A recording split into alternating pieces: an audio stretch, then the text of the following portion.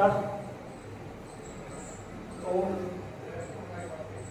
पिछले क्लास की भांति इस क्लास में भी दो क्वेश्चंस नेक्स्ट हैं जो कि बहुत ही इंपॉर्टेंट रहने वाले हैं।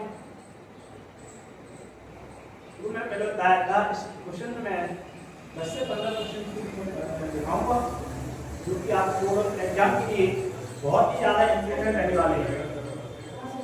तो आइए देखते हैं। तो क्वेश्चन है आपका मृदा मिट्टी मृदा संरक्षण से आप क्या समझते हैं?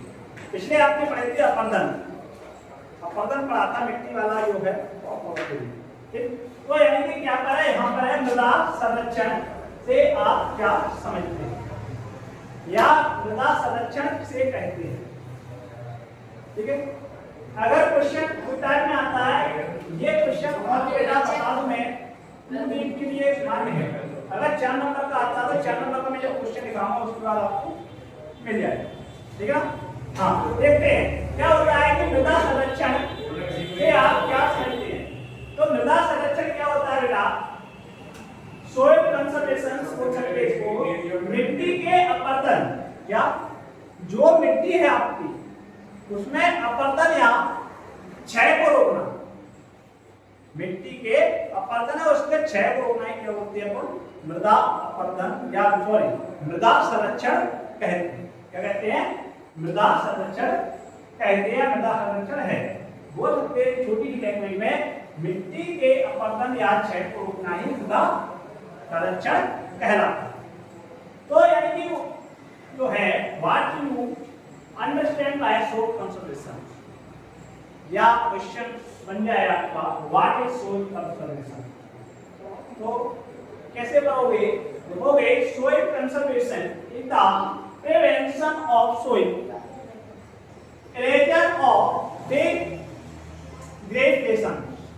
बोल सकते हैं सोइल इरोजन या डिग्रेडेशन। यानी सोइल इरोजन का मतलब होता है मिट्टी का क्षय या अपरदन और डिग्रेडेशन का मतलब होता है क्षय। इसका जो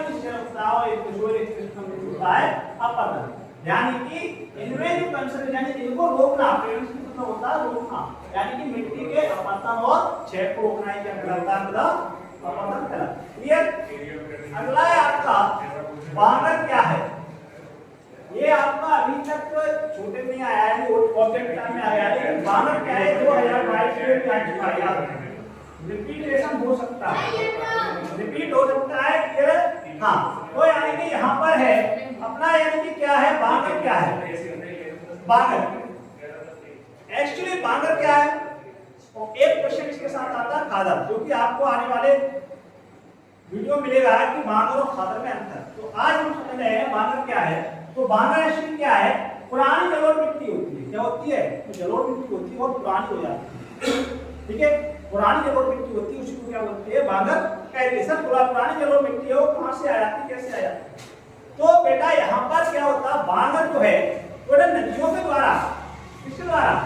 नदियों के द्वारा निर्मित प्राचीन यानी पुरानी मिट्टी जो होती है, पुरानी मृदा है उसको ऊंचे यानी कि आप देखते हो वन है, ठीक है, पहाड़ है, पर्वत यानी कि ऊंचे ऊंचे ढीले हैं यहाँ पर, जहाँ से क्या ऊंचे भागों में पाए जाने वाली है मिट्टी उन क्षेत्रों में मिलती है। जहाँ कहाँ से? नदियों, जहाँ नदियों की बाढ़ का जल नहीं पहुंच पाता, जैसे कि नदियां होती हैं। अब ऊंचे स्थान होते हैं जैसे कि मैं आपको डायग्राम में पढ़ यानी कि ऊंचे स्थान है इस तरह से। अब यहाँ पर जो मिट्टी है यहाँ है ये मिट्टी है, ये मिट्टी क्या होती है? बानर होती है। और यहाँ पर अगर यहाँ पर देखो बारिश होती है, बाढ़ आती है तो यहाँ तक पहुंच जाएगा, यानी कि यहाँ तक कभी नहीं पहुंच पाएगा। तो ये यहाँ ऊपर होती है बानर होती है, और जो नीचे होती है बेटा यहाँ बाढ़ का पानी नीचे चला जाता है, यानी बाढ़ आने के बाद पानी चला जाता है, उसको खादर बोलते हैं। क्या बोलते हैं? खादर। खादर निचले हिस्सों का भाग होती है और बानर जो होती है बेटा तो कौन होता है? यानी बाढ़ का भाग नहीं होती है। तो कहने का मतलब क्या है? ऊंचे स्थानों पर जो पाई जाने वाली ऊंची मृदा होती है उसे बोलते हैं बानर कहते हैं। एक शब्द बोल रहे हैं यानी जल नहीं पहुंच पाता है। यह स्लेटी रंग की कैसी होती है? स्लेटी रंग की चिकनी मिट्टी होती है। कैसी होती है? तो स्लेटी कलर आपने देखा है ना, वही किसके द्वारा की मिट्टी पाई जाती है और कैसी होती? चिकनी होती है। हाँ, यह बेटा कम उपजाऊ पाई जाती है, कम उपजाऊ होती है और इसमें बेटा कंकड़ पत्थर वगैरह मिलते हैं। क्या मिलते हैं? कंकड़ पत्थर वगैरह इसमें मिलते हैं। इसमें कैल्शियम कार्बोनेट पाए जाते हैं। क्लियर? कैल्शियम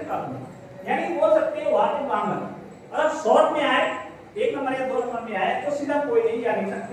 ओल्ड एवरेबल सॉइल यानी कि पुरानी जलोढ़ मिट्टी इन काले पानी, ठीक है, यानी कि कहां पे होंगे, लेकिन ज्यादा अच्छा तो क्या ले सकते हैं, it is an Asian soil form by river found in high elevation the soil of mountain areas where river flow water cannot reach।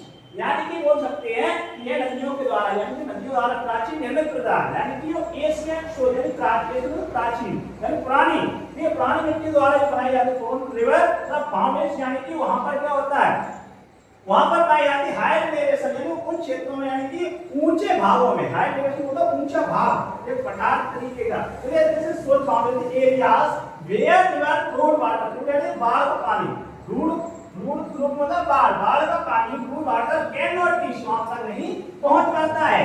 This is graphic clay soil, इसी को क्या बोलते हैं, इसको ग्राफिक क्ले सोइल होती है, ये चिकनी मिट्टी होती है, and it is less fertilized and often, यानी कि कहने मतलब इस मिट्टी है यदि वो डॉन यानी कि लेस यानी फर्टिलाइज्ड नहीं होता है ना, ऑफन होता है, यानी कि यदि फर्टिलाइज ऑफन नहीं पाया तो सीधी सी बात है ये मिट्टी उपजाऊ नहीं होने वाली है। तो यानी कि कंटेंट्स यानी कि पेबल्स, यानी कि पेबल्स में होता कंकड़, क्या होता है कंकड़, यानी इसमें क्या पाया जाता है, कैल्शियम कार्बोनेट की मात्रा मिलती है।